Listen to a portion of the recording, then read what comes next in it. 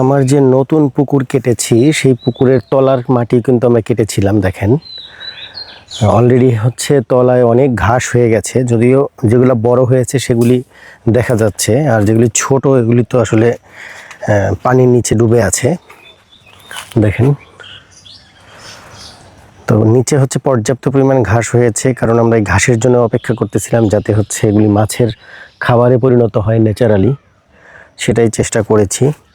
আর পাড়ের যে পরিবেশটা দেখতেই পাচ্ছেন আপনারা, যে এই বর্ষার মৌসুমে বৃষ্টির সময়ও পাড় এতটা পরিষ্কার, তার কারণ হচ্ছে প্রচুর পরিমাণে পরিষ্কার রাখার চেষ্টা করেছি। একাধিকবার লোক দিয়ে পরিষ্কার করানো হয়েছে। পাশাপাশি দেখেন আমার লেবু গাছগুলি, এখন লেবু গাছে পর্যাপ্ত পরিমাণ ফলন চলে এসেছে, যেহেতু সে বৃষ্টির পানি পেয়েছে, সতেজ হয়ে উঠেছে। গাছের চেহারাটা পরিবর্তন হয়ে গিয়েছে এখন অনেকটা আগে থেকে।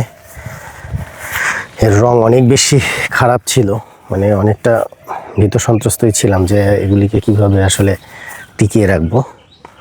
বর্ষার কারণে একেবারে এখন গাছে পর্যাপ্ত পরিমাণ ফলন রয়েছে।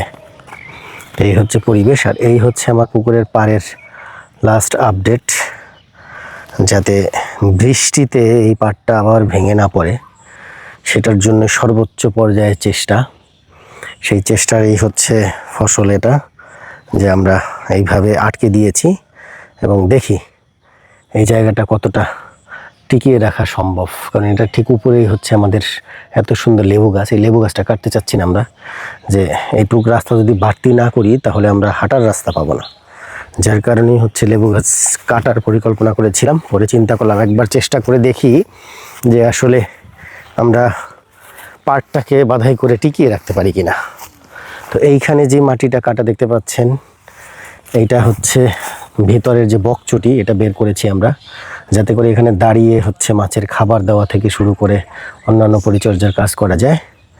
পাশাপাশি যেটা করেছি আমরা, বাইরের পাড়টাকে রেডি করেছি, সেটা হচ্ছে এই পর্যায়ে। দেখেন এই হচ্ছে বাইরের পাড়ের অবস্থান। মোটামুটি যা আছে আমাদের বাইরের পাড়, এটাকে আমরা সুন্দরভাবে এখন কাজে লাগাতে পারবো।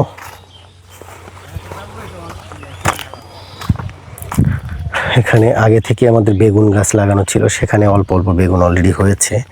আর এই মাটিটা যেহেতু শক্ত মাটি ছিল পাড়ের, তারপরেও মা চেষ্টা করেছে হচ্ছে ডাঁটা, তারপরে মরিচের চারা এগুলা বুনে দেওয়ার, রোপণ করার, কিন্তু আশানুরূপ ওইভাবে হয় নাই। তো আমি চেষ্টা করব আবার এগুলিকে নতুন করে লাগানোর জন্য। এটা আমার জায়গা থেকে আমার চেষ্টা থাকবে। এই হচ্ছে আমার পাড়ের সর্বশেষ পরিস্থিতি। তো আবার কাজ শুরু করব।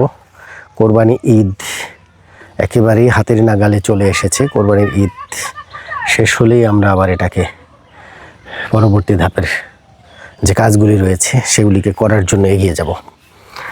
তো আমি চাচ্ছি এখানে এই মুহূর্তে আসলে এই পারে কোনো খামারের ব্যবস্থা করব না, জাস্ট উপরে হচ্ছে একটা ওয়াচ টাওয়ারের মতো করতে চাই, যেখানে নিচে ছায়ায় মানুষ বসতে পারবে এবং উপরে দাঁড়িয়ে সব কিছু দেখা যাবে, এরকম একটা পরিবেশ করতে চাচ্ছি। তো সেইটা করা সম্পন্ন হলেই আমরা পুকুরে পানি দিয়ে দিব এবং মাছ ছাড়ার চেষ্টা করব খুব শীঘ্রই। এটা ইমিডিয়েটলি আমরা এটা করব। দেখা গেছে কোরবানি ঈদের পরপরই আমরা এই কাজটা করে ফেলব। তো এই হচ্ছে বর্তমান আপডেট। আর চেষ্টা করতেছি একটা বাজেট রেডি করার, তাহলে আমরা ওই পারের যে জায়গাটা রয়েছে ওইখানে হচ্ছে আমরা একটা ঘাটলা বানাতে চাই। ইচ্ছা আছে হচ্ছে পাকা করে করার, যদি বাজেটটা রেডি করতে পারি। আর যদি একান্ত সেই বাজেটটা রেডি করতে না পারি, তাহলে হয়তো বা এই মুহূর্তে আমরা কাঠ দিয়ে একটা ঘাটলা বানানোর চেষ্টা করব। দেখি শেষ পর্যন্ত কি করতে পারি আমরা, কতটুকু করা সম্ভব হয়। এখানেও আমার সবজি লাগিয়েছেন, এই যে ছোট আকারে আছে, বাড়তেছে, বৃদ্ধি পাচ্ছে। এই হচ্ছে পরিস্থিতি। মা একা থাকার কারণে আসলে সেগুলিকে পরিচর্যার যে ব্যাপারটা সেটা আসলে সামাল দিয়ে উঠতে পারে না। তো যার জন্যই হচ্ছে ঝামেলা হচ্ছে। আমি চেষ্টা করব এখন এখানে যতটুকু সময় দেওয়া যায়, আর একজন লোক হচ্ছে পার্মানেন্ট রেখে দিব কার্যক্রম শুরু হয়ে গেলে, যাতে সে সব কিছু পরিচর্যা করতে পারে এবং সব কিছু ঠিকঠাক থাকে। তো এই হচ্ছে এখন পর্যন্ত আমার কাজের আপডেট। যতটুকু যা আছে আপনাদেরকে শেয়ার করলাম। আশা করছি আপনারা আমাকে আপনাদের বুদ্ধি দিয়ে পরামর্শ দিয়ে পরবর্তী কী করণীয় সেগুলিকে জানাবেন, বোঝাবেন এবং আমাকে পরামর্শ দিবেন। ভালো থাকবেন। Bye bye. আল্লাহ হাফেজ।